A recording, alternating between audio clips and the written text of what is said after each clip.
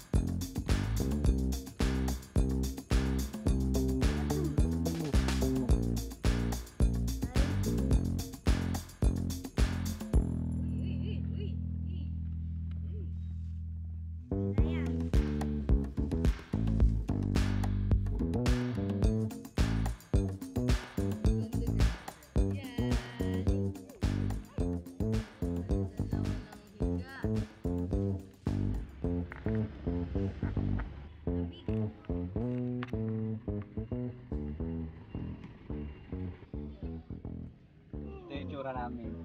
Dito kayo matutulog sa loob ng park ng Burnham Park. Nakagandahan naman dito, nagpaalam tayo dun sa guard. So siguradong safe naman tayo dito. Baka marami din ng mga nag-overnight dito eh. Meron din mga nag-tent lang